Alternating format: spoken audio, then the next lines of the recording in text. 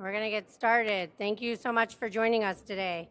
For those who don't know me, I'm Pardees Safari. I'm the Director of the Economic Opportunity and Development Division here at the City of Cambridge, and we're very excited to welcome you here this morning for the first regional symposium of the new Center for Employee Ownership.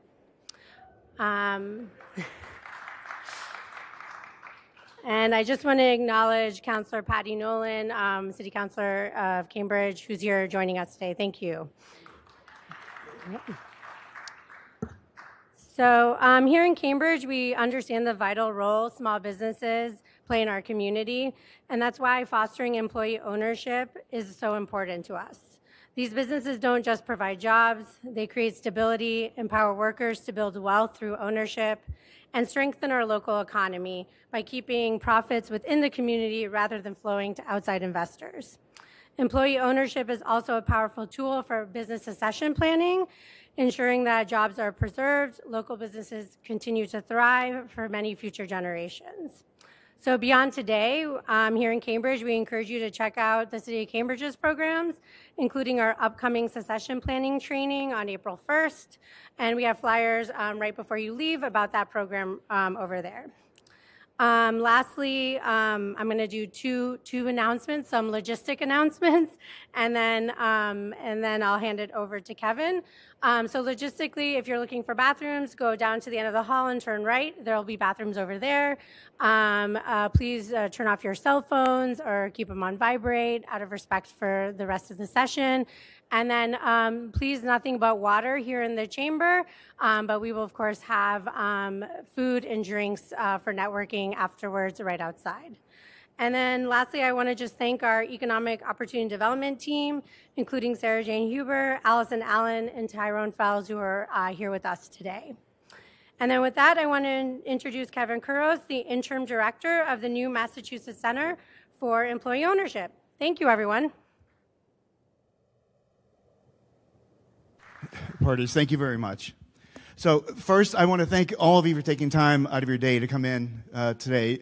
This is particularly exciting for us as a newly formed Center for Employee Ownership. We'll talk a little bit about the history and how we got to where we are today, but just want to express my deep gratitude for you all expressing enough interest and wanting to partner in this venture to move forward as hopefully as employee owners of your business, if you're not already an employee owner of a business.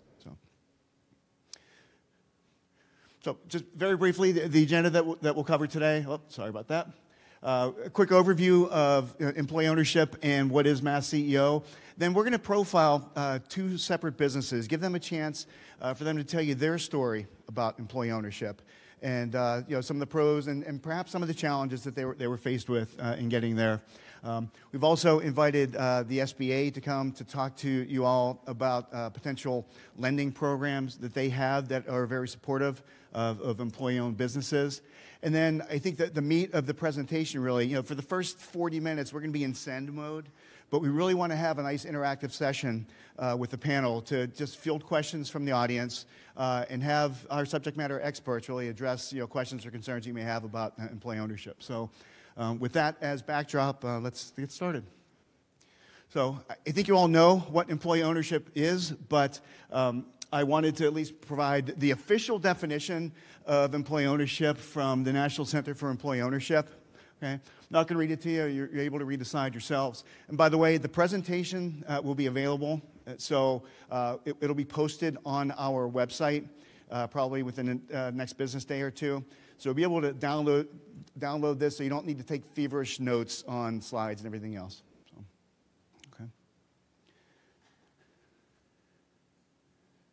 So what are the benefits of employee ownership? I think this is an important slide actually to speak to. The most common reason that we hear about businesses considering employee ownership is succession planning.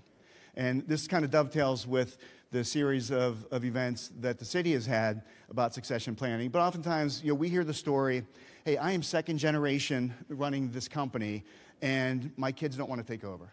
What do I do?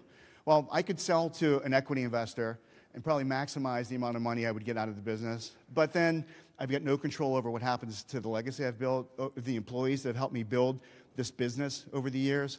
Or I can consider a way to do an orderly transition of the business to the employees who help me make this business what it is today. So that's the biggest driver. But as you see in the second paragraph, many other reasons.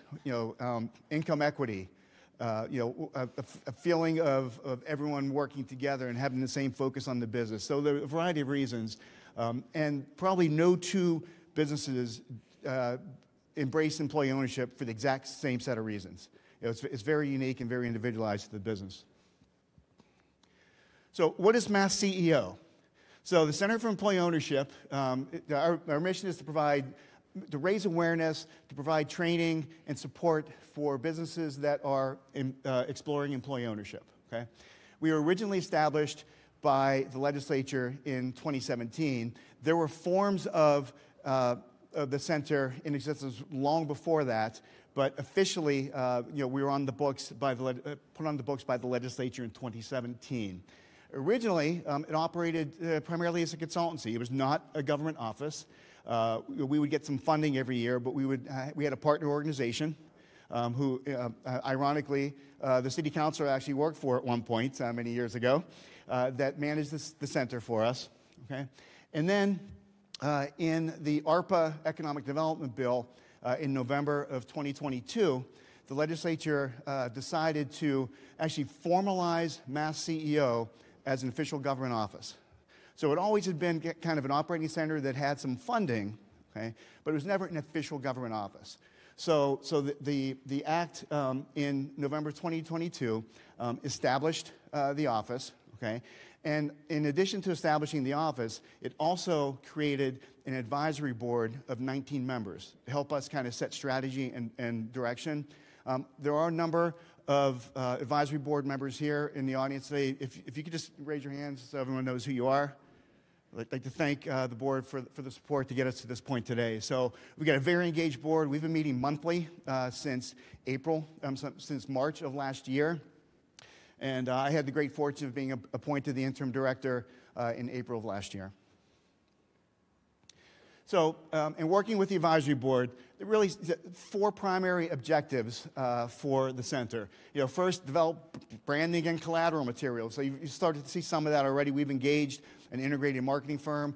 Our partners who are helping us with the event management are also an integrated marketing firm. So we're doing branding and collateral development. Develop and host a series of roadshow events to raise awareness of employee ownership. Congratulations, you are part of history. This is the first official event that the state has ever run relative to employee ownership. So thank you so much for being part of this event. Develop a database of both existing employee-owned businesses so we can continue to reach out with support over time. But also, if we're able to help target businesses that might match the profile of a likely candidate to become employee-owned, we would love to be able to provide support and marketing efforts to those businesses because we feel strongly about the model and want to do what we can to encourage as many businesses as possible to adopt it. And then last but certainly not least, been asked to establish a grant or an incentive program to help businesses explore employee ownership. Okay? And that, I think, is particularly important for a couple of reasons. Many times, a logical first step for a business that is really seriously exploring employee ownership would be to engage a consultant to do what's called a feasibility study. Okay? And depending on the size of the entity, it might be anywhere from $5,000 to $10,000 to do the study. But for a more traditional hierarchical business, it might be $40,000 or $50,000 to do a feasibility study to figure out whether employee ownership is appropriate for your business. So for many businesses, that could be a barrier to entry. Do I want to spend, conceptually, I think this makes sense for my business, but do I want to spend $40,000 to put a toe in the water? Not sure, right? So our objective, and we'll be rolling out a program later this year, probably the third quarter of this year, would be to have a grant program to help offset some of the cost of feasibility studies to hopefully lower that bar of entry because, if you never do the study, you're never going to get there. So if we can encourage more businesses to at least go down that formal path of analyzing their business, with outside consulting to explore whether it is the right model for them, we think that's going to be a win-win, and it will help with conversions and have more businesses convert to an employee ownership model. So we're super excited about that. Stay tuned. monitor the website.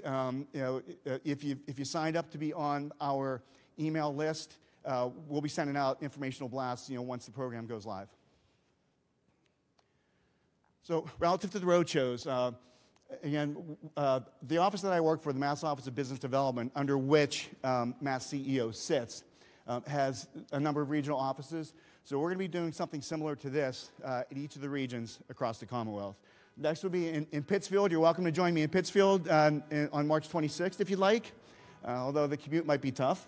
We'll be doing Central Mass, Southeast, Northeast, Metro West. And then in addition, we're going to do a series of virtual events as well. So they'll be more topically oriented. It won't be just a general overview like this. We'll drill down into more depth and detail on a variety of topics. Okay. Something else we've done as a center since organizing last March is affiliated ourselves with a number of national organizations. And important note here, if you're still in this exploration mode and figure out whether employee ownership is right for you, the PDF of the presentation that will be on our website, these are hot hyperlinks. So you'll be able to just click through, and if you want to explore more about the Employee Ownership Expansion Network and the resources they have available, you'll be able to click through and find that information easily. So please do, next week, download the presentation. You'll have hyperlinks to probably more information than you'll ever need. Okay. I think an important point to note here is that the mission of the center is to encourage employee ownership in all of its variety of forms. The three most common are ESOPs, co-ops, and employee ownership trusts. But there are other things. Professionally, many years ago, when I was in the private sector, the company I worked for had a profit-sharing pension fund. So they were not an employee-owned business, but at the end of each year, they would take between 50 and 60% of their after-tax profits, and they would distribute it to all the employees. It didn't require a match from the employee, okay? But what's really interesting, it was an IT and information technology consulting firm. And if you know anything about that industry, it's very transient. People come and go, right? And people move on very quickly in that industry. Our turnover rate was so much lower than our competitors because our the profit-sharing pension fund was a 5-year vesting period. So once you were there, like, holy cow, I just got this contributed to my retirement account. Didn't cost me a cent to do, but I need to stay here for 5 years to get it. So it really was a retention tool for us as well, besides wealth building and all the other attributes of it. So that's what sparked my initial interest in employee ownership. And when the opportunity came to get involved with the center, I raised my hand and said, please sign me up. I'm fully supportive. So again, the key point here is that the center hopefully will be able to support as we build out the center in more and more depth. Essentially, companies are exploring any of the models, and we will be hosting informative sessions, virtual sessions on at least each of these three primary models that will be available virtually. Okay, and how to find us? There's our URL, my email address, and my phone number. So. Just want to, we're a little bit tight on time. We've got a pretty aggressive agenda here. We want to have a lot of fun interacting towards the talented. So we're going to move very quickly into the next part of the agenda. So what we're going to do in each of the regions that we do a symposium like this is identify a local ESOP business and identify a local co-op business and give them each an opportunity to kind of tell their story. What prompted us to become employee-owned? What are the benefits? What's the work culture like at our business, right? And so we're delighted to have two businesses join us today. First of which is PCA Design from 4 blocks away, is that it? 4 blocks away, right? So Dan Karp is going to tell you a little bit about PCA and their kind of journey, and hopefully get you excited about exploring an ESOP model. So Dan,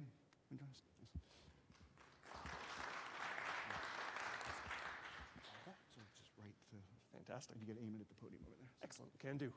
All right. Thank you all very much. Nice to see you today. Let's give a shot for technology, aiming at the podium. There we go. All right, now we're moving. Too far? That's all right. You all know who we are. We are PCA. First, a tiny brief bit before I even do that. Thank you very much to MassCEO for having us, for the City of Cambridge, for Pardis, and all of the work they do. We're excited to meet you today. brief little bit about myself. We'll go back here. That's where we want to be.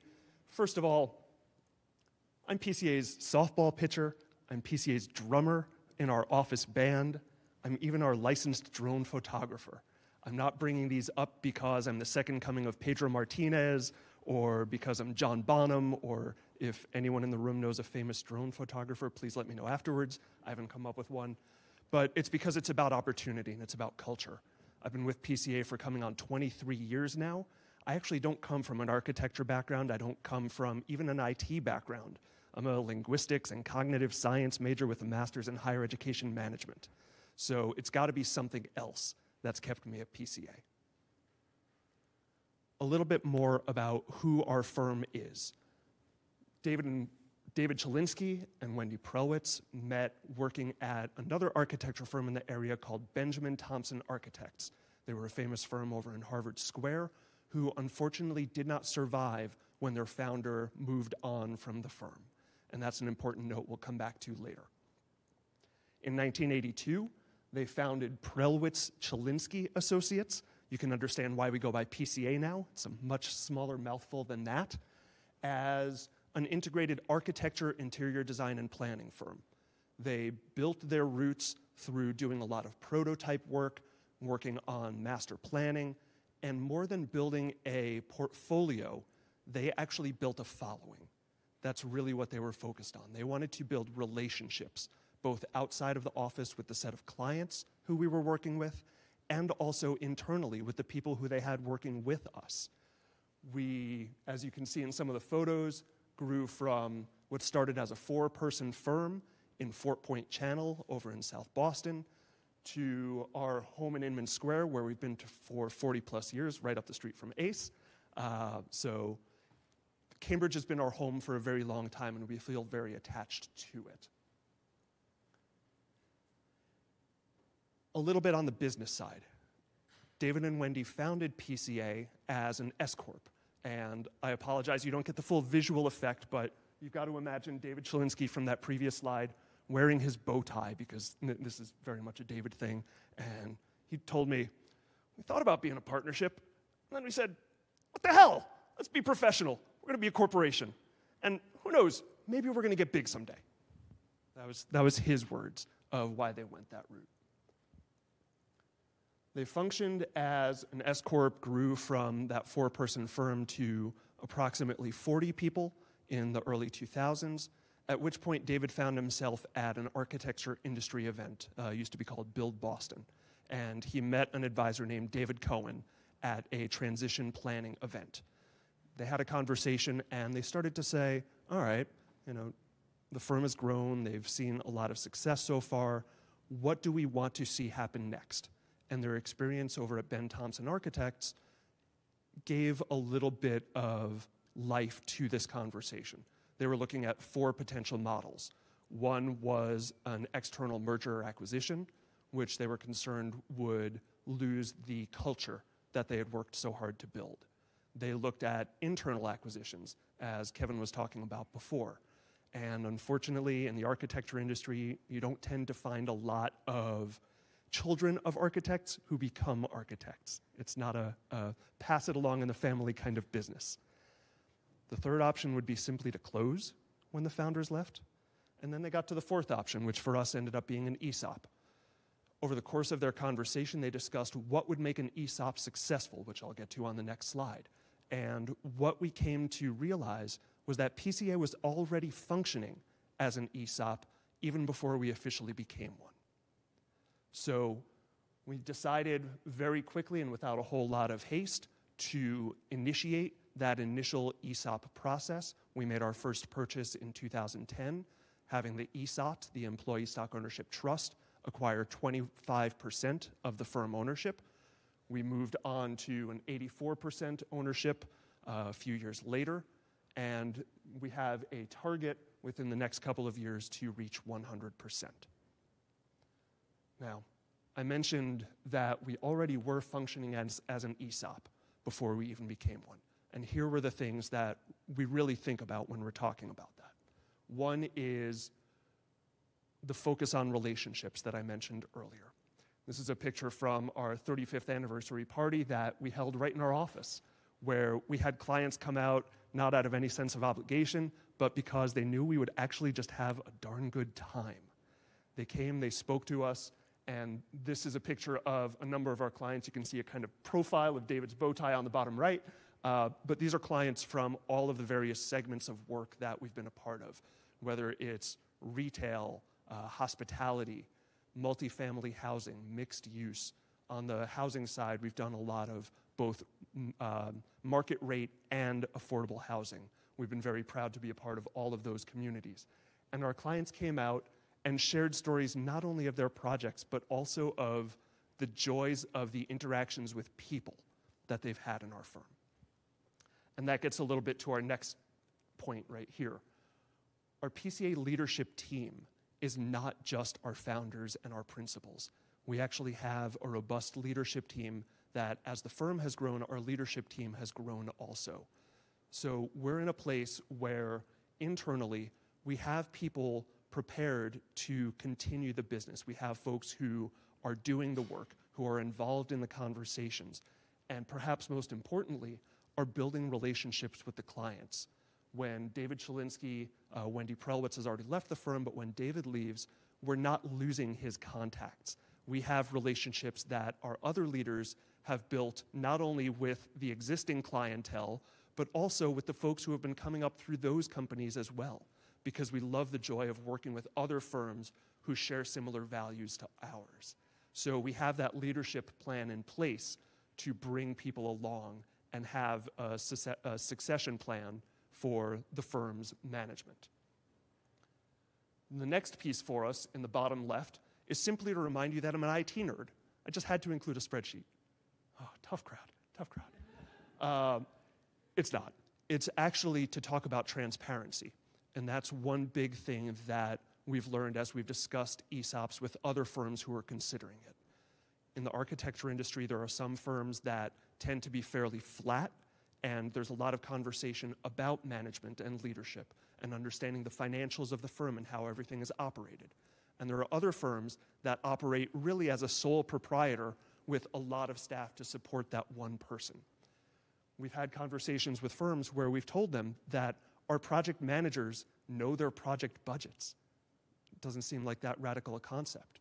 We've had conversations with other firms where we've told them that every project manager, when preparing their budget for a job, can see the billing rates of every other staff member in the office, including other principals. It's just the way we function, because this level of transparency allows everybody to understand the workings of the firm and to be able to operate with the firm's best financial interests in mind as well as their own.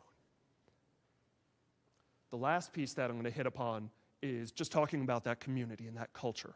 And from that very first slide that I mentioned, one of the things that we really try to focus is an environment that people want to be a part of.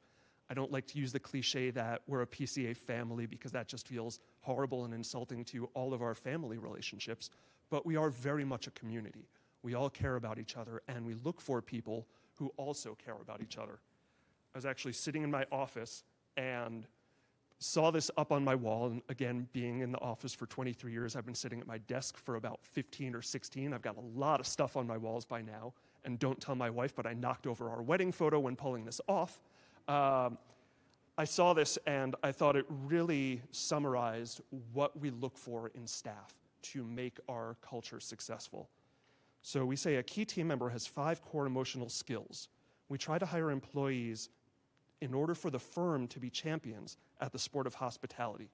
We look for optimistic warmth, including genuine kindness, thoughtfulness, and a sense that the glass is always half full. We look for intelligence, not just smarts, but rather an insatiable curiosity to learn for the sake of learning. We look for work ethic, a natural tendency to do something as well as it can possibly be done. Empathy, an awareness of, care for, and connection to how others feel and how your actions make others feel. And last but not least, self-awareness and integrity, an understanding of what makes you tick and a natural motivation to be accountable for doing the right thing with honest and superb judgment. We find that finding these successful staff members is really the key to giving the business a future, and that's what we're always striving for. So we think we have a successful future ahead of us. We're looking forward to what happens next.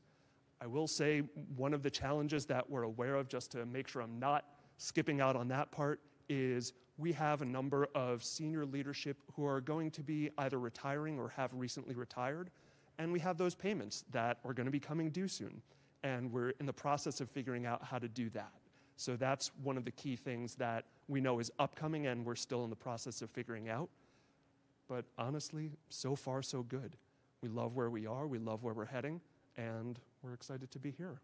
So I think with that said, I'm going to hand it off to Kevin so that he can introduce ACE. Thank you. Dan, thank you very much. Appreciate it. So with that profile of what you're looking for with employees, is it 1,000 interviews until you find the one person that hits all those attributes? It seems pretty aggressive and pretty optimistic, but that's fantastic. The persona that you present on behalf of your company, but I get the sense that you're not alone, that most of the company feels the same way, so thank you. All right, next up is Broadway Bicycle School, which some of you may be familiar with, especially if you are bicyclists. With us today is Ace Young, who is going to give an overview, tell their story about the business. Ace is an ardent bicyclist and four-season bicyclist, is that what I'm hearing? Four-season bicyclist. And so certainly practices what they preach. So with no further ado, Ace Young, thanks. So that moves it forward. Okay. All right.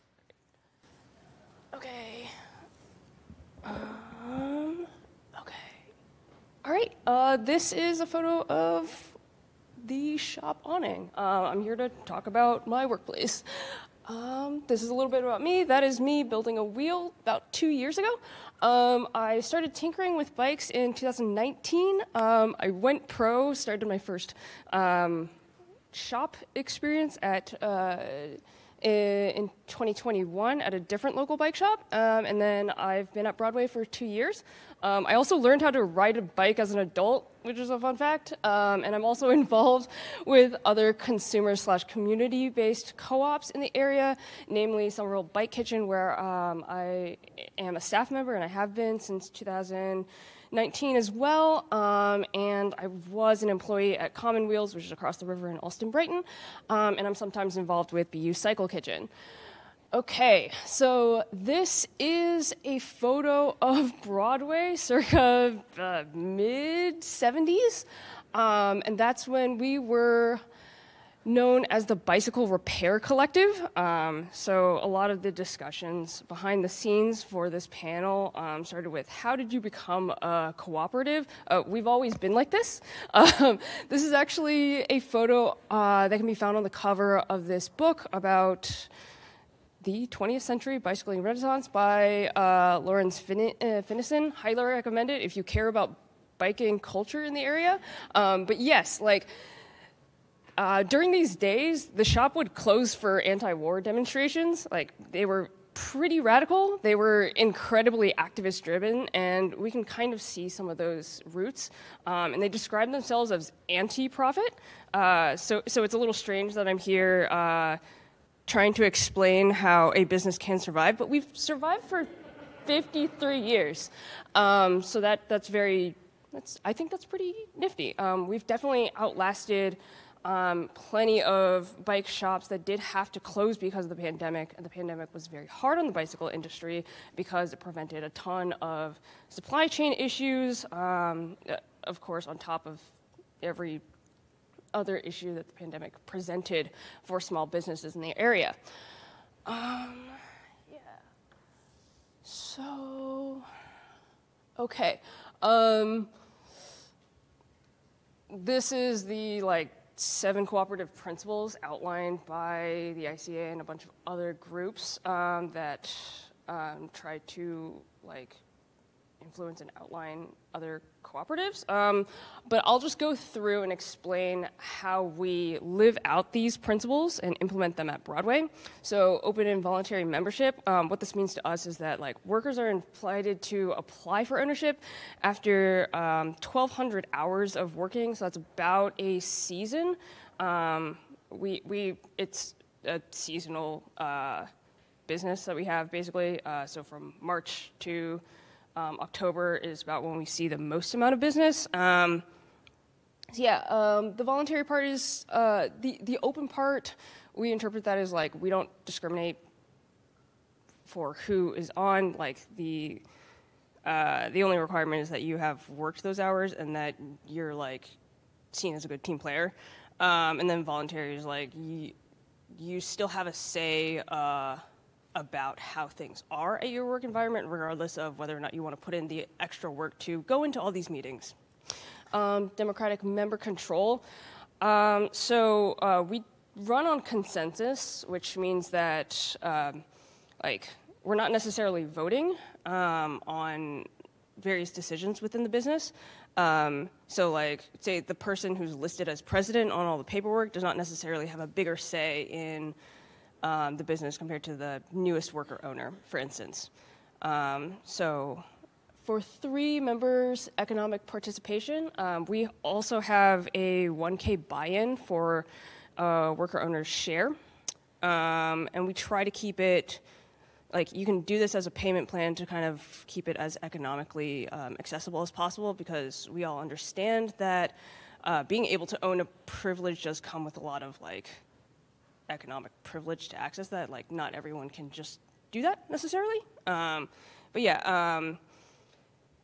Regardless of whether a worker is a worker owner, we're all invited to give input on how payrolls work, what benefits we get, and how advancement works at our shop. Autonomy and independence. At our shop, we don't really play into this, but the general gist is that we're not going to take money from sources that then influence whether we are an autonomous entity. Sometimes more non-profit-y things run into this problem where they take a grant and suddenly that changes what the mission might be or how they implement the mission. Education, so like school's in our name, we do classes, but beyond that, we have a structured plan of advancement for all mechanics. So like as an individual mechanic who is new, like I understood what I needed to do to like get my next race and like reach the next title bump. And while I was working in other industries, that wasn't necessarily super clear to me. So it is nice that I get that sort of structured plan.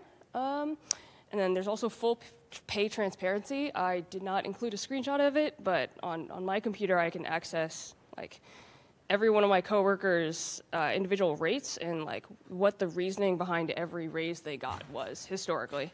So I think that's pretty cool. And then beyond that, there are a ton of internal materials that we have at the shop for personal and professional growth. Cooperation among cooperatives.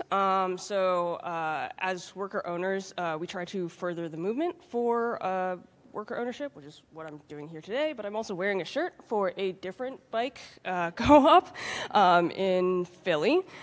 And then we also we also coordinate with other co-ops and share notes and talk about our successes and what works and what doesn't.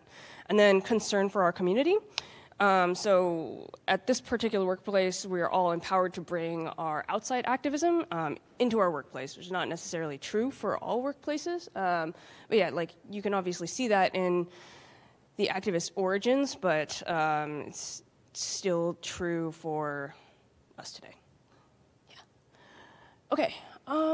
So as I was preparing for this talk, I was talking to one of my mentors, Jesse, who actually was a huge reason for why I joined Broadway. And I was kind of like, well, we all kind of understand why we're here and what brought us here, but like, how do I explain that? And she started off with this line, just like, the co-op model is a tool for building the world that we would like to live in. Right, and I thought that was pretty poignant and a good summary. So like at Broadway, we're all aware of like exploitative and toxic workplaces. Like we all separately have experience at those, and we all try to bring those experiences and grow from them, and try to be active participants in, making a better workplace, and also making a better biking community that we all want to participate in. So that shirt is one of the earliest shirts I can find. That photo was grabbed from the UMass Boston archive. And like you can see expressions of like wanting to strive for gender equality at the shop, and within the biking community at large, and also through the model Seize the Wrench, probably a reference to Seize the Means of Production. Yeah, and you can also see the gender symbols in there as well. And also I've included a screenshot or the picture of this essay collection that was really influential for me. It is a collection of essays from trans writers and their biking adventures. And I remember finding an essay about someone who was biking around Cambridge, and lo and behold, it was someone who used to work at Broadway, and it was fun to just put all of those pieces together, right? Let's see. So yeah, there's also, I can sense and I hear about a general desire from customers that they also want to spend their money where they feel good supporting it. Like, I've gotten the remark that, like,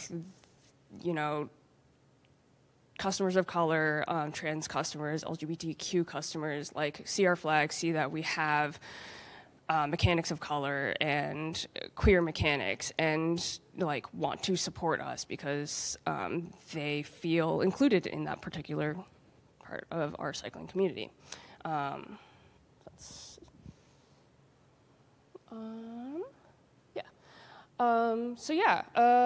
gonna now talk about how the co-op model is pretty helpful for us adapting to change. So this photo is of a flats class. So one of our founders had been hosting classes as like an independent venture over at the Boston Center for Adult Education, now closed. And it was just something that he was doing on his own. And then it became a more steady shop activity within the Cambridge Center for Adult Education. I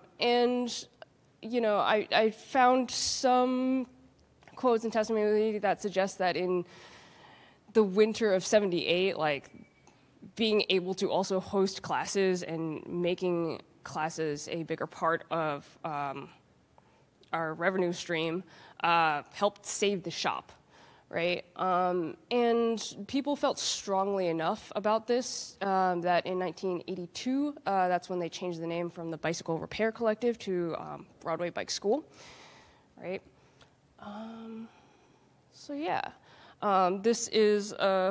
These are some photos that kind of illustrate tool time, which is something that we used to offer. So this is something that set our shop apart way back in the 70s as well. You could come in and just rent the space for $1.25 an hour. And if you wanted a mechanic to help you, the rate was $4. And if you just wanted to leave your bike and come back, it was $6 an hour. We no longer do tool time, but we were offering tool time from 1972 all the way to 2020. So the picture on the left is my friend Dean being helped by a former worker owner, Kate Mills. It was a core part of how we saw ourselves and how we saw the community. And of course, we had to stop offering it because of the pandemic. And when it first became feasible to bring it back, we looked at whether or not we wanted to continue it and said, hey, the local nonprofits are actually doing a great job of this. If we kill this program, I don't think it's going to be super missed. So we adapted to change. Yeah. So if I were to describe the challenges of working at Broadway, it is that at Broadway, you have to balance your obligations to your coworkers with the obligations that you have towards your customers and the obligations that you have towards the community, right? Like, being a worker owner means that you're not just showing up to a job, clocking in and clocking out, right? And it's not just about making money. It is about like all of the other things that are present. So this is a photo from our used section in 2017, right? And I think it's a pretty good example of all of those like discussions and, for lack of a better word, conflicts kind of interacting with each other. Like one of the founders was at a meeting and he'd heard that one person was just like, I don't want to do like collectively owned used parts anymore. And I think at that point he was just like, okay, cool. I would like to be I don't want to be a part of a place that doesn't do that sort of thing anymore. And he left, right? On the other hand, like this section no longer looks like it is if you were to walk into our shop today. Like that whole stash of used parts is now in the basement because all of us collectively decided that we would work a lot more efficiently if that was all newer parts and we put the used parts that we were probably likely to sell in a more visible place. And we also have a bunch of photos hanging up that kind of just keep us motivated about why we work there and our general love for cycling as well. Yeah, we get to experiment and try new things at the shop. Yeah. And then this is just another example of us embracing change over 53 years, right? So one of the things that the founders did not imagine was that we would sell new bikes. It was just like kind of antithetical to their whole deal. But this is very much part of what we do now, and we have the bikes hanging up outside because when they were looking for space, they just did not consider whether or not they needed to store new bike stock. Yeah. And this photo is actually from an era where we were pulling in a lot more revenue from new bikes, actually. Like, people told me the number, and I'm absolutely shocked. But it's still just like visually pretty similar to what we have today. And we're still surviving, and we're still trying to survive. Yeah, that's all I got.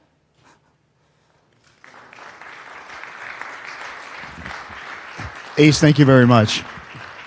I think a common theme that you've heard, though, from our two company speakers is the willingness to talk to other businesses about what they've experienced and how they might, lend a hand in expressing the pros and cons of employee ownership. So I've been to a number of conferences, and I've yet to find an employee owner, and maybe it's because they're at the conferences, but who is not an evangelist about the employee ownership model. It's part and parcel to kind of the way these businesses run. So our next speaker is from the SBA. I've known Eli for quite some time, and probably about 6 months or so ago, we had a chance encounter at a chamber event, and I was telling him about my new role, getting involved with the Center for Employee Ownership. And he goes, oh, that's fantastic, because I'm the SBA's point person for employee ownership-related funding. So it could not have been a more fortuitous chance encounter. So I'm a little concerned that someone who works for the federal government's last name is SPY-U, okay? So that does bother me a little bit. But with no further ado, I'd like to introduce Eli SPY-U. Appreciate it. Right button moves forward. Okay, wonderful. All righty, well, good morning, everyone. Thanks for having me here, Kevin, and to the MassCEO and to the City of Cambridge for offering this wonderful space here for the event. And certainly I'd love to be part of the future events as well. But it's great to hear from the small businesses.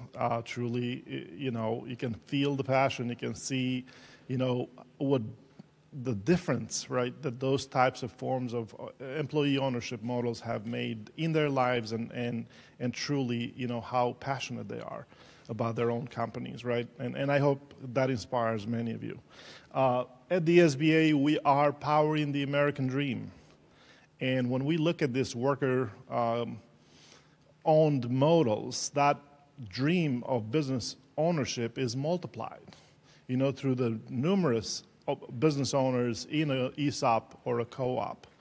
And I know it's a slogan. I know it's just a, for some people may just say, hey, we truly believe in powering the American dream, right? At the SBA, we are making dreams a reality for over 70 years now. And I'm not going to read through the slides, but in speaking with Kevin, I did want to, share with you guys and potentially bring everybody up to speed with how our loan programs operate before we dive further into financing ESOPs and co-ops in particular. So we do 4 things, and we do them well at the SBA. One is counseling. Obviously, the loan programs, the access to capital is what we're best known for. We provide home and business disaster loans. Many of you may be familiar with a Paycheck Protection Loan Program with a COVID EIDL, the Economic Injury Disaster Loan that became available after the pandemic. But our best kept secret is the federal government contracting. So if folks don't know about that, talk to me after the event during the networking. Certainly a great way for firms to diversify their sources of revenues. And obviously the federal government still spends a lot of money in goods and services. 23% of all dollars spent have to go to small businesses. Okay, so if you look at the last fiscal year, it was about $700 billion in federal spending. So 23% of that, it's a big number. So I do want to put a plug in for our resource partner network, and I'll make it quick, of course, because our resource partner network is free of charge for all the businesses, right? Whether they, are a sole prop, or whether they are an S-corp, or whether they're an ESOP, or whether they're a co-op. So we work and we fund the women business centers. We fund SCORE, we fund the small business development centers. And again, I just want to mention them because they are a resource for all of you. And we always say it at the SBA, you cannot beat the price, right? They are free for all. So 2 loan products that we have available, and under those 2 umbrellas, there is a subset of programs as well. And I know this is the boring part of the presentation, but again, I'm going to try to keep this brief. So our 7A loan program provides pretty much a facility for any legitimate business need. So as you can see here, working capital, leasehold improvements, financing changes of ownership, right? Buying real estate, refinancing debt, whatever the case may be. Whereas our 504 loan program is designed to finance fixed assets. So real estate in particular, and we have a requirement at the SBA that there has to be a 51% or greater owner occupancy with commercial real estate. That's, that's a must. Our 504 loan program finances equipment as well. Generally speaking, equipment that has a useful life of 10 years or greater, okay? But why do lenders use the SBA guarantee? And I think this is important because I wanted to make it clear that we are not a direct lender, right? So I don't want folks to think that at the SBA you can get a loan. You cannot get a loan directly from the SBA. We provide a guarantee, right, to many of our participating lenders. We have well over 150 participating lenders here in Massachusetts. Last fiscal year, we funded close to $1 billion in loans, right, to the Massachusetts economy. Those are, dollars going into the balance sheets of many small businesses. Our average loan size is about $300,000. So we are working with the smallest of the small small businesses. But for the most part, you see it at the top of the slide, changes of ownership. You know, Kevin mentioned earlier that silver tsunami is a real thing, right? A lot of business owners, they just don't want to, you know, give up control of their companies, right? They want to remain involved in most cases if they are selling it. It's not only because they cannot find, you know, a buyer for their business, but they also want to stay involved as much as they possibly can stay involved. So, you know, obviously, that's what we're here to talk about, right? The changes of ownership. But again, just to illustrate for you all how the guarantee works. And again, we provide that incentive for many of our lending partners to get to the yes answer, right? So to overcome whatever obstacle there is, whether it's the financial projections, whether there is any credit issues, whether there is, you know, any cash flow issues, whatever the case may be, right? We provide a guarantee of anywhere between 50% to up to 90%. So lenders, banks, you know, credit unions, alternative lenders can get to the yes answer. They can provide that loan to the small businesses in need. So our SBA range kind of varies depending on the economy. We are counter-cyclical. So in a good economy, we don't do as many deals. In a bad economy, pretty much everything that the banks fund comes through the SBA with an SBA guarantee, right? So, the $1 billion I mentioned, it's in a good economy, right? If you think back during the pandemic, right, we funded about $30 billion in Massachusetts, right? Between the PPPs, the COVID IDLs, and the traditional loan programs. So think about that. So we're here to talk about ESOPs and co-ops and funding those with SBA loans. And what the SBA did back in 2018 as part of the John McCain Defense Act, we made some changes to the Small Business Act, right, to make this, you know, loan programs available to co-ops and ESOPs like any other business. Okay, it's a relatively new change when you think about it, right? 2018, whereas the agency's been around since 1953. But what we see primarily small businesses utilize this ESOP forms and the co-ops is to retain talent in addition to, you know, meeting, you know, their mission and vision. So one of the things that it's worth noting is that, you know, we can only fund an ESOP or a co-op transaction where a controlling interest, 51% or greater that is actually being financed, whether it's the ESOP or the co-op. So talking back about the changes of ownership, if you have, you know, a founder of a business that's looking, you know, to transfer the business to an ESOP, as long as the transaction is for, you know, the ESOP is going to end up owning, or the co-op is going to end up owning 51% or greater of the business, then, you know, that seller can remain involved, okay, which is actually one of the few exceptions we have under the SBA rules. So, again, right, these transactions can be funded with an SBA guaranteed loan.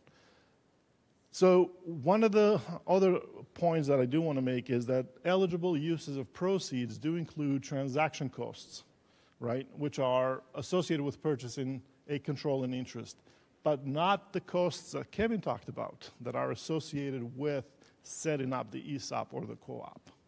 So that's where Kevin and I, when we initially talked about, I felt that this, you know, this initiative through the state is truly a marriage made in heaven, right? Because we could finance pretty much anything else, but if the state could provide the incentive, this would be an ideal, you know, collaboration.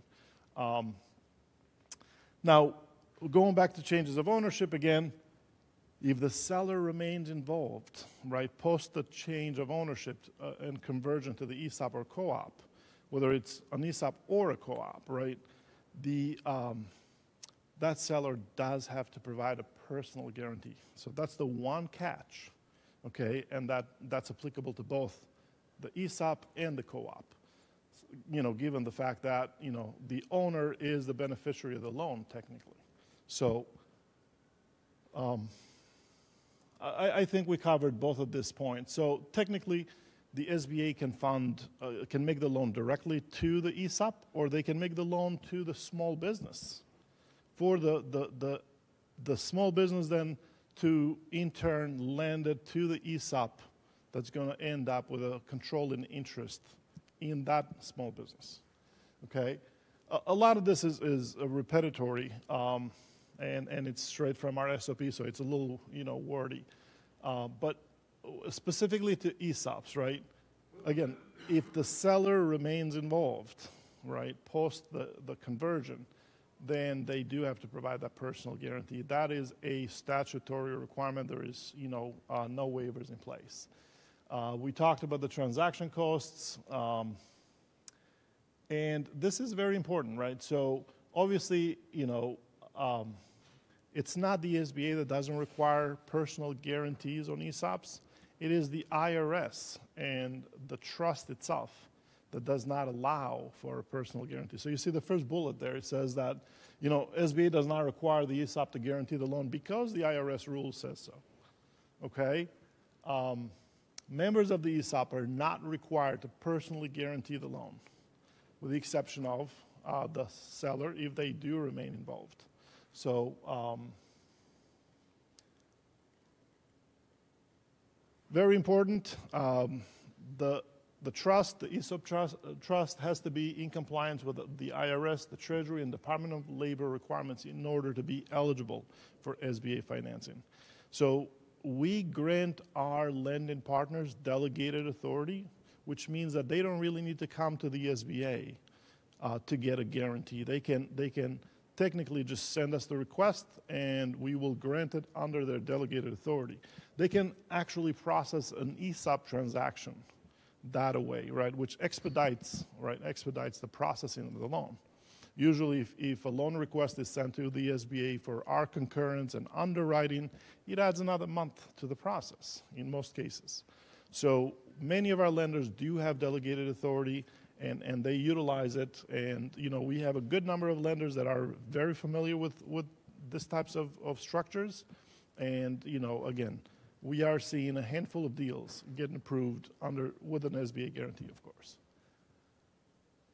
The eligible passive company, operating company, that's too much into the details, but that's one of the statutory requirements or prohibitions is probably best said. An ESOP cannot have both an operating company and a holding company. So if you think about, an entity that owns real estate, it's got to be under the same umbrella that the ESOP operates. You cannot have a holding company separate outside of the ESOP itself. Now, under the John McCain the Defense Authorization Act, right? The SBA administrator was provided with a discretion to waive equity injection requirements. Okay, so this law was enacted back in 2018. Last year was the very first time that our administrator, previous administrator that is, used the discretion for ESOPs only. So employee stock ownership loans do not require any equity contribution. Okay, so that's another added benefit. Co-ops, on the other hand, although the administrator has that discretion, she has not exercised it yet. So co-ops cannot be processed under delegated authority that I mentioned earlier. They do require a personal guarantee no matter what the ownership is, whether it's the seller that remains involved or whether it's somebody from the cooperative that has to provide a personal guarantee. And again, another great benefit is the fact that whereas with many changes of ownership, sellers cannot remain involved, with both of the structures, they can remain involved indefinitely, right? So again, this summarizes in a way what type of documentation one of our participating lenders may need, but certainly I want to be respectful of time. Kevin, I think this is, I'll turn it back to you, and then we can have a discussion later. Eli, thank you very much. you know, the devil's always in the details, right? So, there's no better resource to work with you than Eli, who's been doing this for quite some time. So, again, thank you very much for joining us. Thanks. Questions for Eli? We'll hold those until we get into the panel. So we are now ready to convene our roundtable discussion. I would invite all the panelists to join us up front.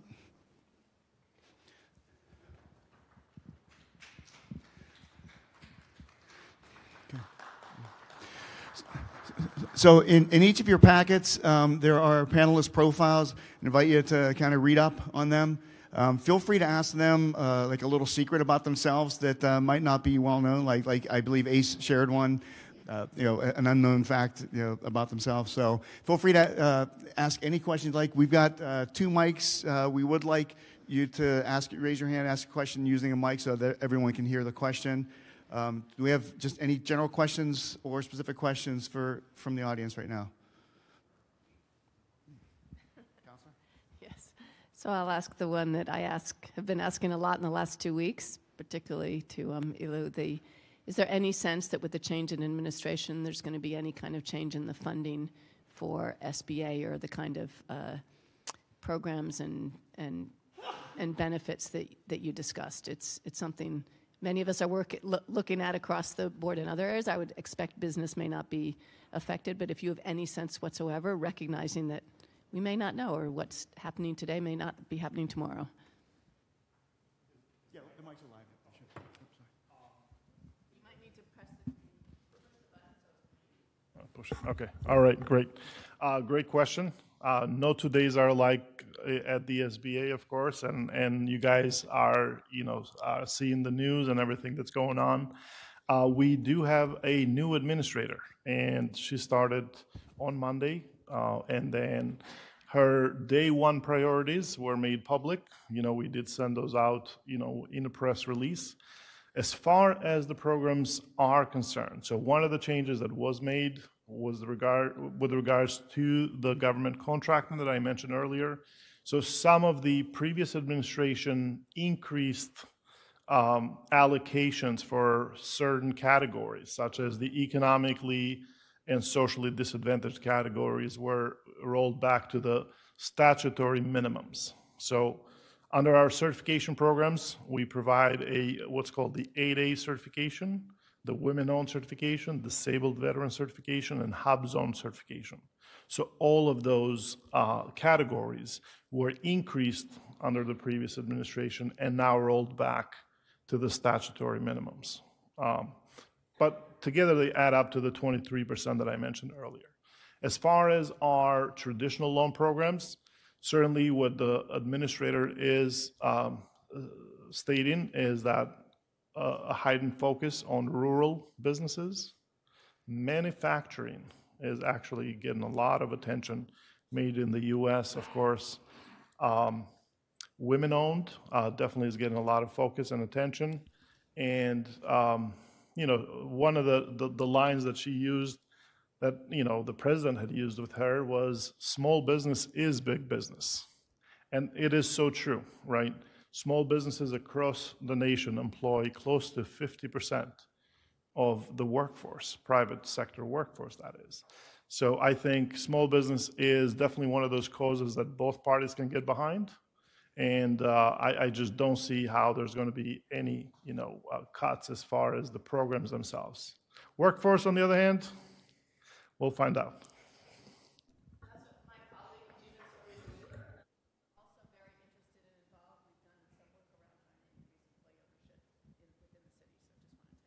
Counselor, thank you for joining us.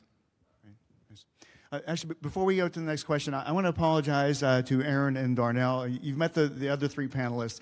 So Aaron is actually the chair of our advisory board that was impaneled last March. And Darnell is the vice chair. And so we're delighted, first of all, that they stepped up not only in a volunteer position to be on the board, but also the extra effort that is involved in organizing, putting together an agenda, making sure that we adhere to open meeting law provisions, all those types of things that are part and parcel to having an advisory board that's officially, a government-recognized advisory board. So I do want to thank both of them, A, for their involvement and guidance over the past year, and then B, for being willing to participate today. So thank you. Okay. So a question right there, sir. Yes, my name is Jock Payton with Nubian Square Investment Advisors. So I kind of have a few questions here. One starting with the cost to employees, and how they think about putting quote-unquote skin in the game, or if that is a thing necessarily, and then just how companies have thought about the timeline until offering ownership to employees, if that's, hey, I heard you mentioned, Kevin, vesting over time, or if that's something that does come into play. Then just the last bit of that is just the size as well of the company that people should be thinking about before transitioning to employee ownership. Thank you. I can answer hopefully a few of those. Remind me if I miss any of the questions. So in terms of size, I'll work my way back. When we started as an ESOP, we were at about 35 people. That was when we were considering it. We've gone as large as 75. We're a bit over 50 right now, but that ended up working very well for us. In terms of the time for vesting in the program, it actually is very similar to what Kevin was describing. We have a 5-year plan where every year that an employee is with us, they gain an additional 20% of vesting in the program. What is nice about the ESOP, at least, is that there's actually no investment on the employee's part to become a part of the program. It's a qualified retirement plan, and I should give the caveat that I'm not the best technical reference, so if I give anything inaccurate, please, anyone just yell, just whatever is necessary. But for us, there's no money that has to go in. It's actually just a plan that every single employee is vested in automatically based on their, I believe it's broken down by the salary at the time that those shares are being distributed to the firm. And someone could go into that much better than I could, but it's as the firm discretionarily handles it. You're welcome.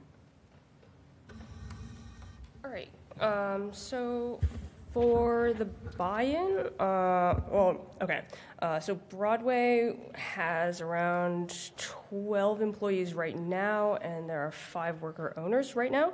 And these numbers have fluctuated. I think we've had as many as 20 employees and had as few as 4 or 3 worker owners at any given point. The buy-in, we do kind of constantly, not constantly, but I guess every 5 years, rediscuss whether or not it's fair and equitable. So it's gone from 2K to 1K, and the exact terms of how long a worker owner has to pay that off has also been in flux. But I think the biggest way that worker owners contribute is not necessarily with the buy-in amount, but it's with their time and it's with their labor and how much they invest in that sort of way. And that starts with when they apply, honestly, or like when they become a worker and mechanic at Broadway. Yeah, does that kind of answer everything? Okay. Yeah, I have a different experience. So aside from being the chair, I also am a worker owner of a consulting company called Firebrand Cooperative. When we started our business, there are 3 principles. We do consulting with nonprofits and cooperative businesses, strategy work, rebranding, etc. What our consideration was what do we need in the bank in order to get our business up and running. And so I think in the many ways that all the panelists have been talking about, the ways that people are coming together in a democratic way in the case of cooperatives to provide goods and services to their to the community, it means that there's probably 1,000 different answers to the question that you asked. We were trying to solve for how much do we need to have in a bank. And in that way, our buy-in was relatively small for considering how high it could be, so $2,500. That was enough to make sure that we could do some marketing, get our systems together, have some cash flow in the bank without having a big concern. We started with a good contract, so we knew that we had some money coming in. So we didn't have to have a very large buy-in. And then we stayed at 3, and we might grow our business. We gave 2 years for us to be able to buy into the company, and for others in terms of just, if we do hire or expand our bench, we're looking at least a year, if not 2, in terms of working to see if it's a fit, for both sides.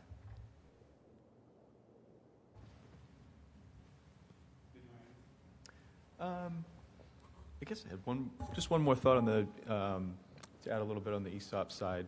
You'll see some companies adjust their vesting schedules. So like Dan noted, pretty typical one is 5 or 6 years, and you get another 20% per year for those shares to vest. But like a restaurant group, for example, which might have a little bit more seasonal business, they might have like a 3-year vesting schedule because they want to include people. And a year of service, which might be 1,000 hours or half a year-ish full-time for a typical schedule and company, they might drop it back to like 700 or 800 hours or something like that to be inclusive of more of the people who serve seasonally. Also, can the panel kind of weigh in, and thinking specifically Aaron and or Darnell, about the break point when it makes more sense for a business to explore the ESOP model versus the co-op model?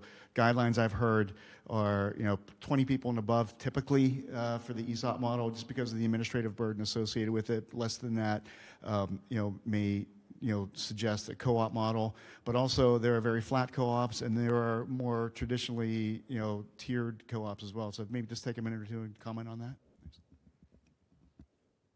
Oh boy. Again, there's so much complexity, and I don't want to throw a whole bunch of things in here that might muddy the waters for you. But what I would say is that for us, I'm going to speak. I'll let you speak to the ESOP side. The model is quite flexible, so there's lots of ways. I think whether it is about what it takes just to get off the ground, which for us was pretty quick. We were talked about it for a few months, we incorporated, and we were ready to go. But for us, some of it was the 7 principles for us were really important. The democratic workplace was really important. We did think about the ways that we could incorporate in various ways. We did not consider the ESOP model because it didn't seem appropriate for where we were in terms of 3 of us coming together initially.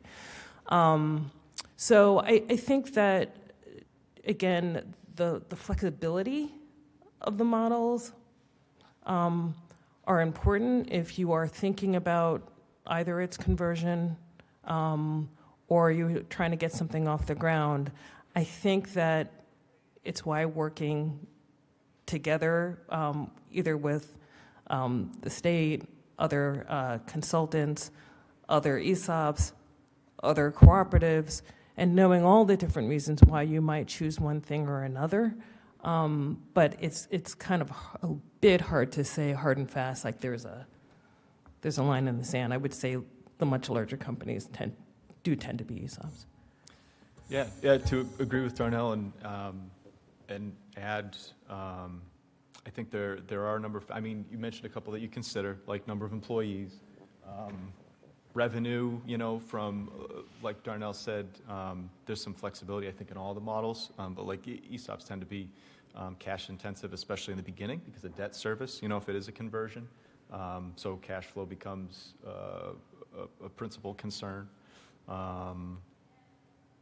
But and then I think too, you've got, ownership culture aspects, like you said, companies that have some democratic structures and principles and things like that in place, or perhaps, don't at the moment, but maybe would work towards that.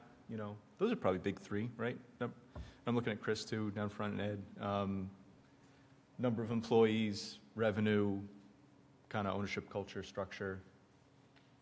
Anything else? Thank you. Question here. Hi, my name is Jenny Song, and I just own a little tea shop down the street. I'm just wondering if, I have two questions, if you could address is, do you have like an exit plan? So how does someone exit out of the structure you have? And then secondly, what do you do in an economic downturn? If your cash flow is negative in that kind of situation, how do you address that?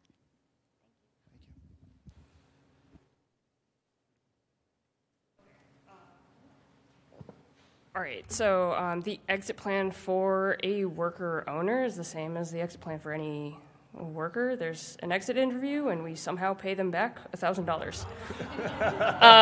Yeah, but of course it's more complicated than that, right? We have to. We're right now preparing for the exit of a mechanic and worker owner who's been with our shop for 30 years, and so. We've been working with him to transfer all the knowledge and all the roles, and we have a spreadsheet of like all the things that he does, and who is going to take over, say, buying, purchasing, all of those things,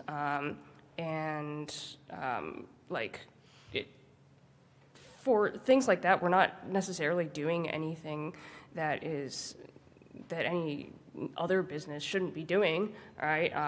We just also have to pay them back $1,000. And then with economic downturn,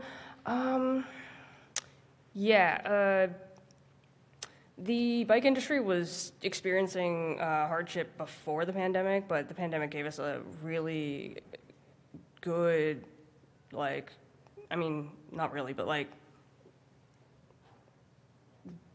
what we did during that time was basically we rolled back hours and offerings to the bare minimum, and I didn't actually work there during 2020, so I'm just trying to piece together what happens. And like any other business, we thought critically about what it would take to survive. I think we took out a paycheck protection loan, right, and just kind of just tried our best. Yeah.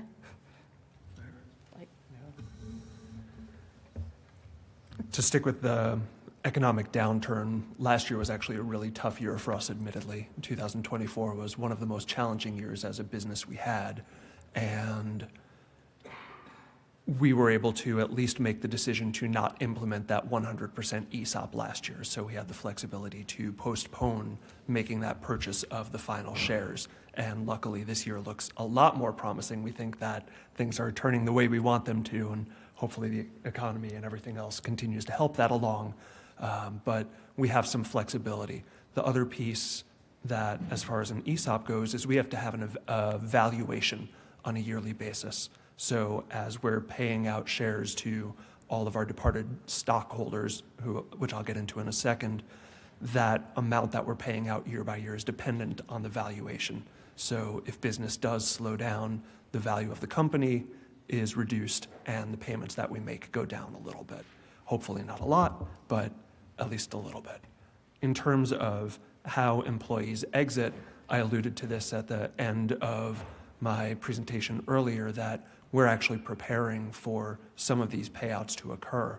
We've had a number of principals leave in the last few years, generally due to retirement, some of them moving on to different careers. The challenge with shifting from proper ownership to ESOP is that all of those high salaried employees who previously owned part of the firm actually become ESOP participants as well. So large shares of the company are tied up in these high salary earners. And as they depart the firm, depending on how many years they've been with us since the ESOP was established, they do still own larger chunks of the firm through the ESOP. So we try to be strategic in terms of thinking proactively when one principal might be retiring versus another, trying to have conversations with them about how we can best stagger the payments that we'll be making to them for lower employed staff members who are owners. It's a little less challenging to figure out how to get them out of the ESOP, but in general, that's the approach that we've taken. If I could add just one thing, and that is, for those of you not at all familiar with the ESOP model, essentially the employee owners get shares in the business. So if you would think, like the stock market shares, these are shares of the company, right? Except for they can't be openly traded. And so whenever someone leaves an ESOP, either for retirement, moving on to another business, or for death, the shares have to be purchased back by the company. So the shares are always held in the trust. Okay, so that's the payout that Dan was talking about. When you've got a lot of shares being held by highly compensated employees that might have been there for a long time, there is a significant stress on the trust fund to be able to purchase back those shares so that they are then available to redistribute in the future for other shareholders. So. That.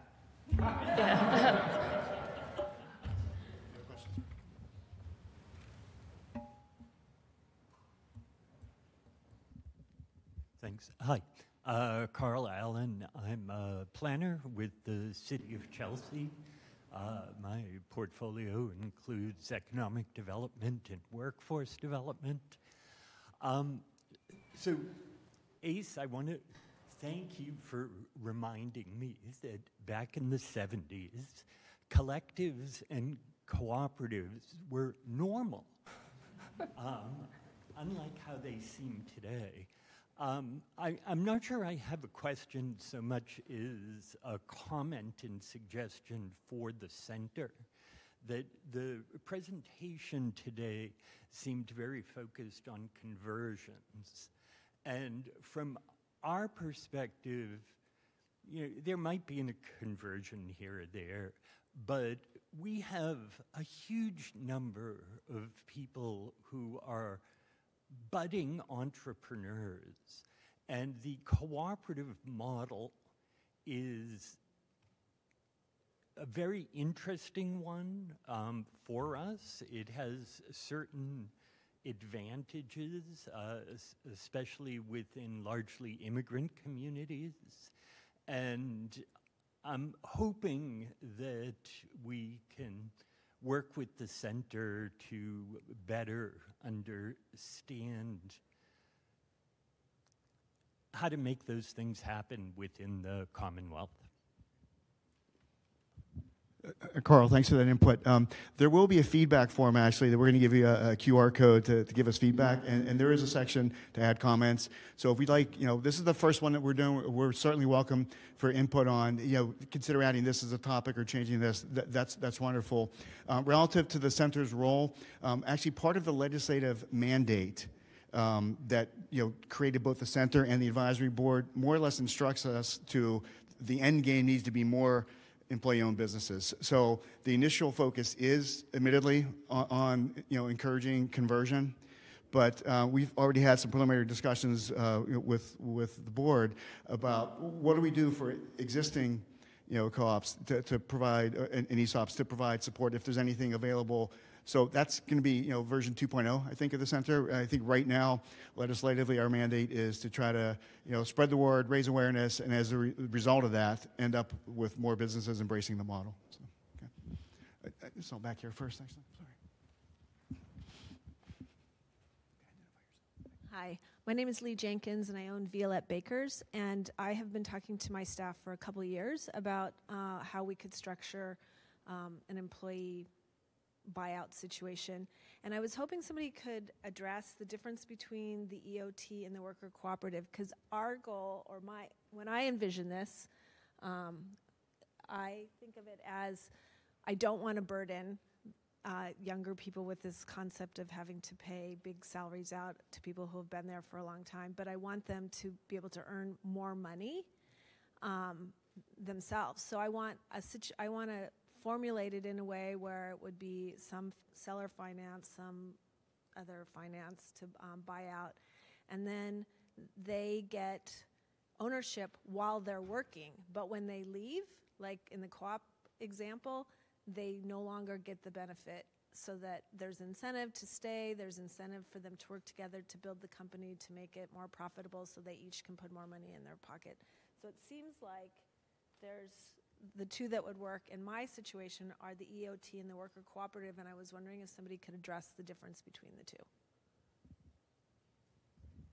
Thank you.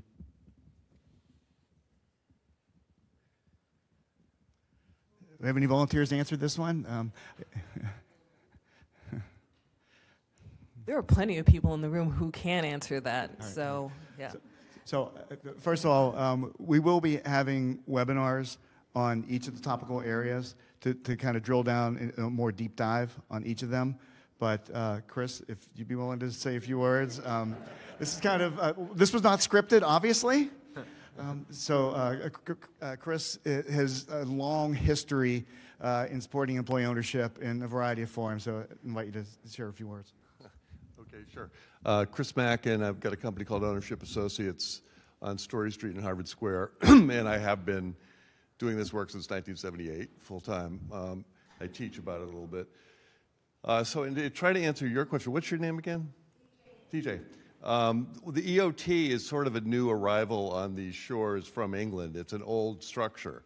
And the major distinction is that there's no capital appreciation on the part of individual employee owners who are participants in an EOT entity. There may be some profit-sharing plan that you set up that adds to the income of the employees when they become members of the EOT, but they don't own any shares. And so that is something to be sort of sorted out. And it really is, it's a function in part of your needs in terms of being bought out, what your ability is and interest is to finance this, how much you need equity finance from the outside, senior bank financing. There's different sorts of structures.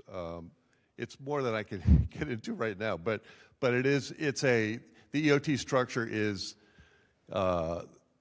in England, the John Lewis Partnership, which is in effect a kind of a combination of a Macy's and Whole Foods. It's a big entity. It's been around for about 100 years. Uses that structure, and there are great things about it. In some sense, it's simpler than an ESOP, but it doesn't have capital appreciation, which in successful worker cooperatives gives departing workers significant money to help retire on.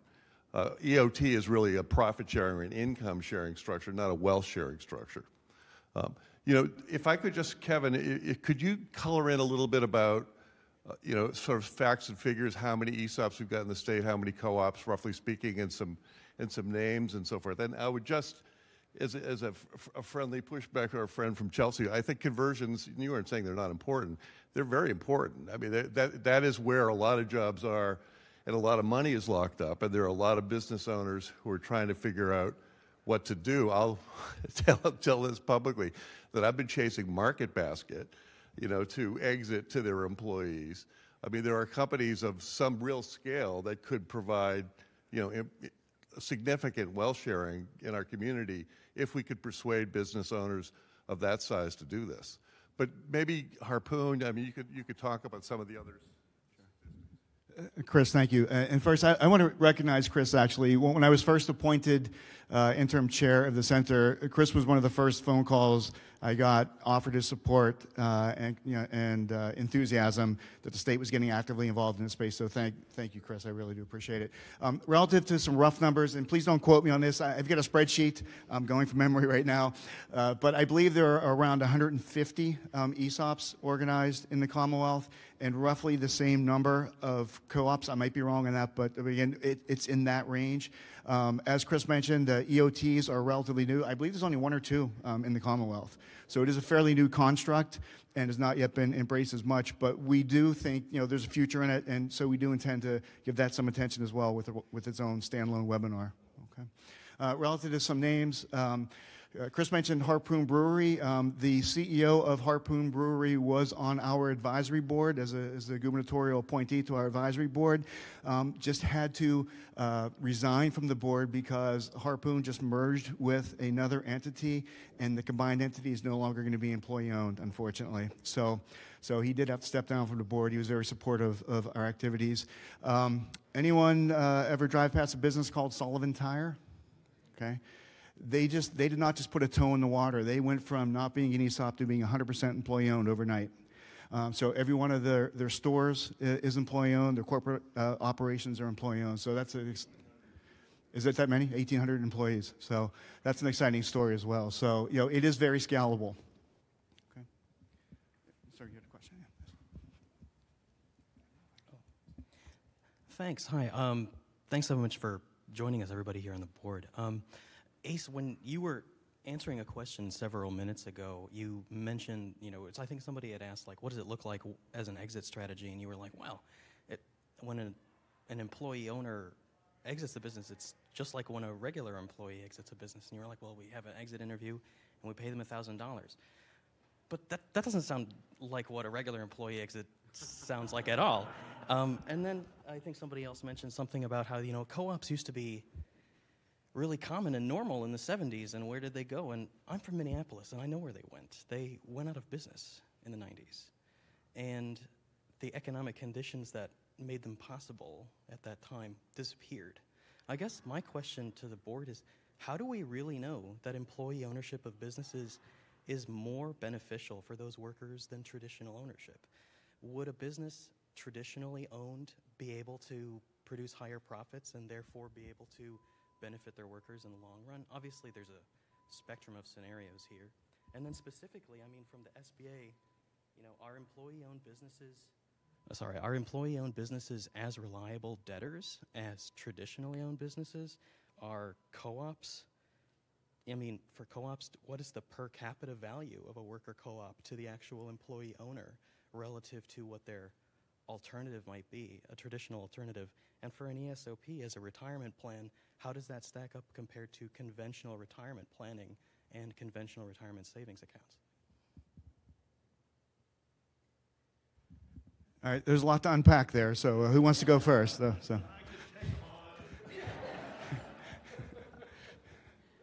stacked a lot of questions, so I'll pick some up. I am curious about some of the data. I think data is really important, and maybe some of the story that we could be telling as a center. I am hearing that you're saying that the co-ops are not there in Minnesota, in Minneapolis. Although I work with co-ops there, so yeah.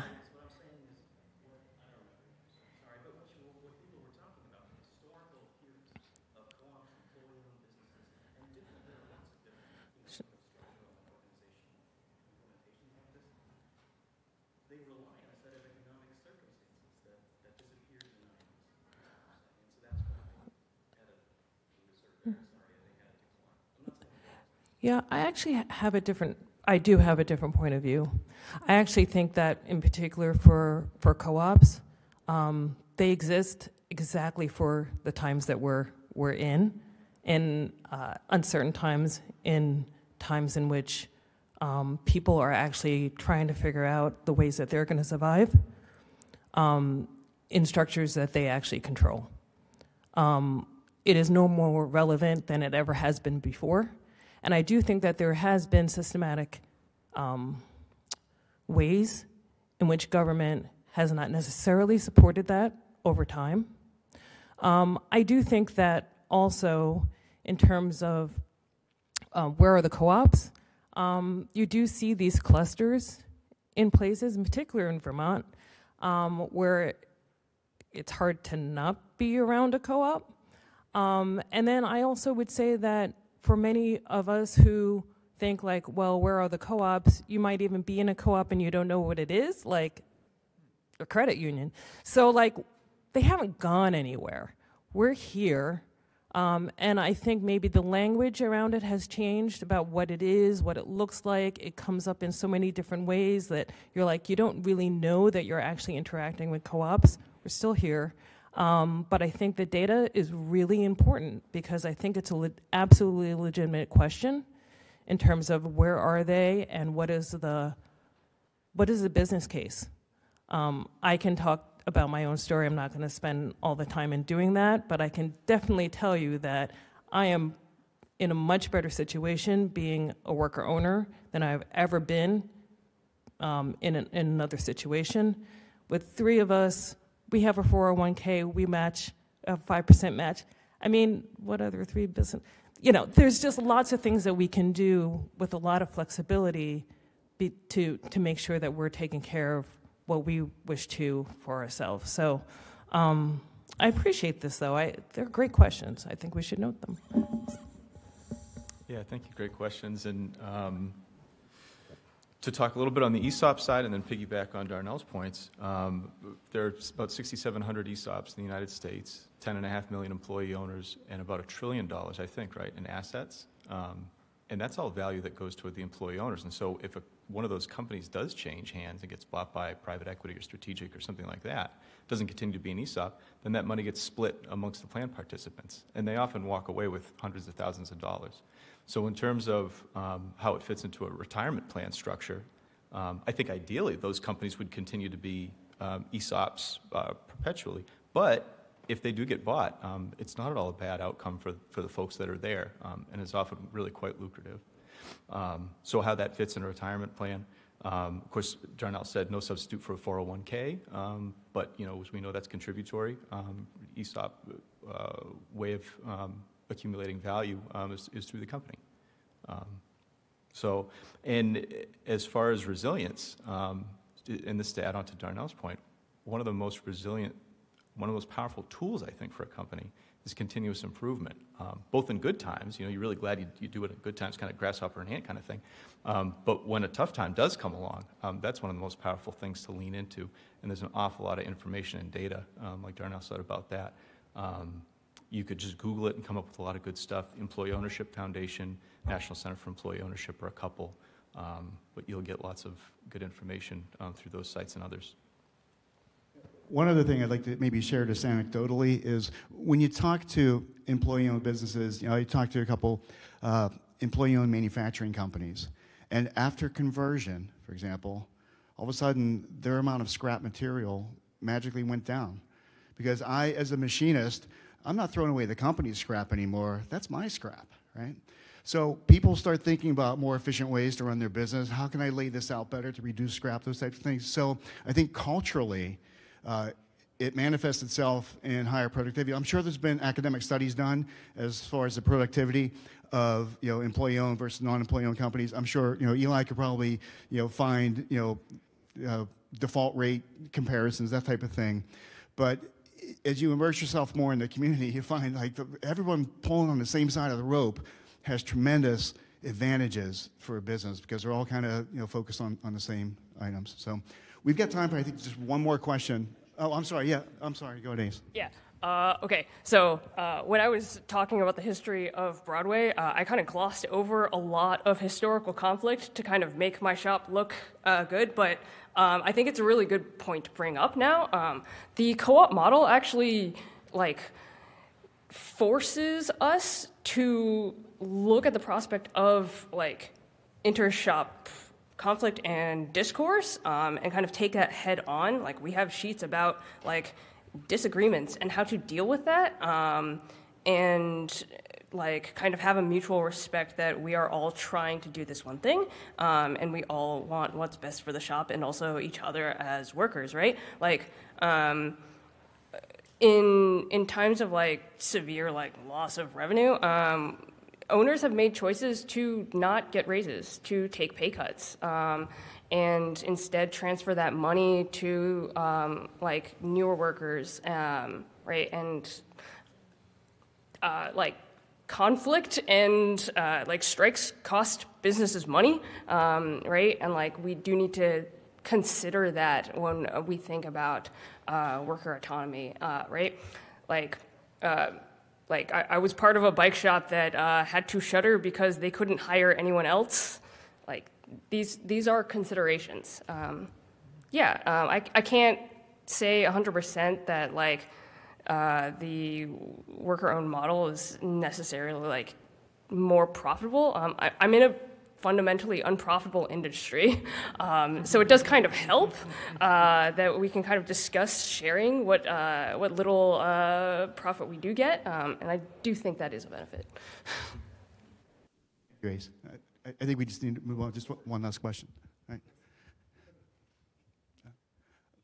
Oh, yeah, I'm sorry.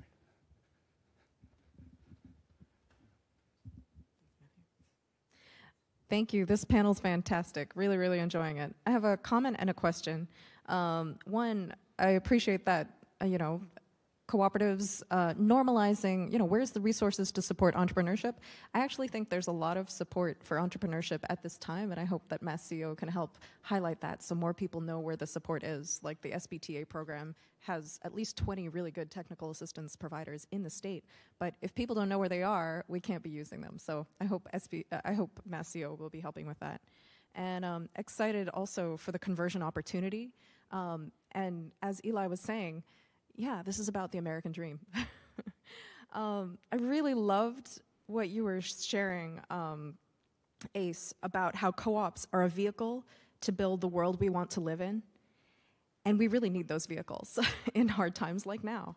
I'm a Clarkie like Eli, and for my capstone 20 years ago, I had to write a cooperative business plan for toxic soil busters. And this was a co-op that was creating really needed youth jobs and remediating toxic soil in people's yards and vegetable gardens. So providing great good that we needed so that we could have the world that we wanted to live in. Well, I did my homework as a college student, and the result was there is absolutely no way that this can make money in the private sector. People can't afford to pay for the services that they need. But as Eli was sharing, government contracts could be an answer. And so I was actually hired in that co-op, my first my first job that I wanted to have out of college, where they hired me because we got a HUD grant, a federal HUD grant, to do this much needed good work. So co-ops as this vehicle for the world we want to live in, and where the math doesn't add up in the private sector, finding ways for state and federal money to finance that public good that co-ops offer is a really great opportunity. So I wanted to ask, this SBA loans, not available to co-ops, available to ESOPs but not co-ops. There's nobody with more skin in the game than a worker owner. Why do you need a personal loan guarantee for co-ops to get that loan? Maybe MassCEO could advocate for co-ops to not have to have that personal loan guarantee, because just having access to that capital unlocks productive potential that is so good for our community. Thanks. No, definitely appreciate that comment. And it is not that the loans that are available to ESOPs are not available to co-ops. It is one and the same, right? The big difference is that ESOPs don't have to put in any equity contribution, because the administrator did use discretion for ESOPs, whereas they have not done so for co-ops, right? So that's the number one. The second alternative is that, or the second point that I made earlier, is that ESOPs are by IRS regulations, they don't have to provide a personal guarantee. Right, so all SBA loans have to have a personal guarantee. The reason ESOPs don't require one is because of IRS regulations. We would ask the same of them if we could, as we do from co-ops, but we're prohibited from requiring a personal guarantee, right? So you got to think of lending. So I'm a reformed lender. This is how I put it. I've been with the agency for 10 years now, but I was a commercial lender. Prior to that for a number of years. Banks are in the business of making loans, right? That is the business they're in. I mean, they're in the business of earning interest. And no matter how high the interest rate is, the risk of loss to the principal is 100%. They can never make up, right? in interest rates 100% of the principal. So they are risk adverse by virtue, by the nature of the business they're in. So that's why they have to be extremely cautious. And, just looking at stats, they're not going to approve every deal, right? And there is an added layer of complexity with some of the worker-owned models that we're talking about. And then, having that added requirement where there's absolutely no personal guarantees outside of the seller, right? Converting the business into an ESOP and providing that guarantee. I think that's the real opportunity, and many here have said that, because ultimately there's going to be no lender, and speaking as a lender here, not as the SBA rep, there's going to be no bank who's going to say, you know what, I want to buy into this, right? Without a personal guarantee. They're just not comfortable with that. So I think, the conversion model is one that works, and I think that's really where the focus should be, in my opinion. In the interest of time, I think we can probably have this conversation for another hour. There seems to be a lot of interest in the room. The city's been gracious in hosting us here. City Hall does close at noon, and we want to also allow ample time to kind of network outside. We've got some refreshments out there as well. But relative to the advocacy question that you raised, besides the full board meetings, there are a number of working groups associated with the advisory board, and there is a policy working group, and there has been, and I think there will continue to be, that are going to explore these types of things. So feel free to reach out from that perspective. I do want to do a couple other things before people leave, if you could just indulge me just for a minute here. First of all, thank you for attending. That is the QR code to give us feedback. This is our first event.